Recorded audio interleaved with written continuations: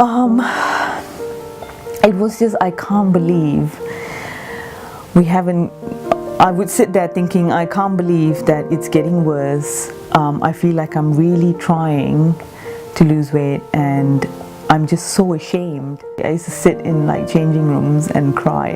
Really? Yeah, because I would pick out the size that I thought would fit and I'd get in there and I'm like, it doesn't fit. So we've gone up a size and I'd just sit in there for a bit just crying and end up not buying it. I was not very confident, I was very unhappy. At the time there was nothing really wrong in the relationship, but it made my partner think that there was something wrong with the relationship, but the unhappiness was actually coming from within. I was so self-conscious about just getting undressed in front of my partner, and at this point we had already been going out for 9 years or so it wasn't a new partner, but yeah, it made me really sad. I didn't really want to go out and meet people and just be seen. I literally had like about 5 tops and I would just wear the same tops over and over again. So I didn't really buy any new clothes because I felt really bad. So I didn't dress well. I didn't feel good about the way I looked. And I just started declining invitations to go out.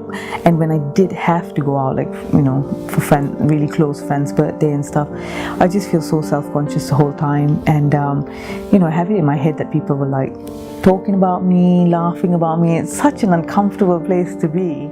I was not confident at all. It was kind of like I was stuck in a vicious cycle because I'd feel bad about, having such low self-confidence and not being able to put myself forward.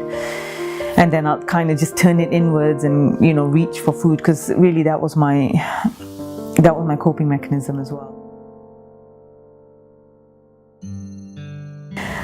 So really any fad diet that I read about, I would try it, and it was just like doing something really extreme to try to get like really quick results. Each time I tried a diet and failed, I just went back into that cycle of just like being really disappointed with myself, being really angry, and just hating myself. What I find about Ed is I like his mannerism, and he's got such a sort of calming, understanding, and trustworthy air about him. Even through that first meeting, I felt like this is someone I could say, like, look, I'm struggling, I'm not doing so well, and these are the reasons why. Someone I could really open up to. When we first started, he asked me what my goals were, what my motivations were, to really understand what I wanted to get from this. And in the first few weeks, this is something that I've not done with previous trainers before, is like really look at food, and not just food but my relationship with food. I didn't really have to change my diet drastically, which I was not expecting. I was expecting him to like give me sort of like a timetable with exact foods that I needed to eat. He just told me to keep doing what you're doing, but just report back, report what you're eating, keep like a food diary, which I've never really thought about doing. And I think what really appealed to me was that not just what I ate, but my relationship with food, because really that was where a lot of my problems lied. One of the first few things, very important things that Ed told me was that you don't have to stop eating what you like.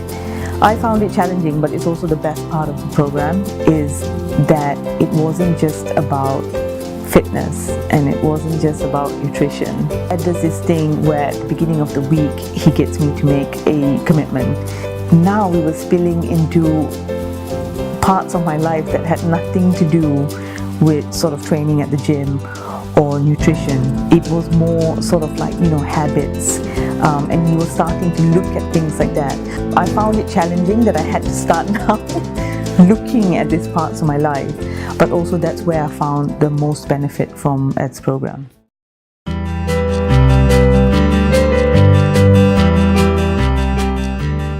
Before I started working with Ed, I was contracting in my job, and I had been contracting for about 6 years. and I never felt confident enough to kind of put myself forward and actually go for like a permanent role. Beginning of this year, I went for it and got a permanent role finally, and just beginning of last week I interviewed for a promotion, something which I thought I'd never do because it's completely outside of my comfort zone. You know, I'm in a sort of newish relationship, and you know, it's going really well. I mean, I don't have any of those hang-ups again. I feel really confident. I feel like I can be myself, and that is just such a nice feeling because I'm a lot more relaxed in relationships. I feel like I can just, you know, be myself, have a great time. My relationships with my friends have really improved. And you know, I no longer like isolate myself. Now my biggest problem is double booking people and finding enough time to spend with everyone. The clothes thing is a bit of a problem because now I feel like I look good in a lot of things. So shopping's been a bit of a problem. It's such a different feeling picking something off the rack, trying it on, and just liking what I see. And it's crazy that I think this way now, you know, like the confidence, like just putting myself forward for things. I'm now 52. Yeah, and that's sort of, since I started working with Ed, I've been able to like maintain that. And I think that's one of the things I get asked about a lot is, you were really big once and then you lost the weight, but surprisingly you've maintained, you've not put it back on, and it's only through being consistent and consistently working with Ed that I've managed that. After I did the photo shoot and I looked at the pictures, it was just I couldn't believe that was me. You know? How does that make you feel when you think of what you've actually managed to do? It's quite miraculous. Like, you know, fast forward a few years, I'm here right now. I really didn't think it would be possible, but it has been a process. It didn't happen overnight, and yeah, I'm just really glad I am where I am. Yeah. How do you feel now in like one word? Happy.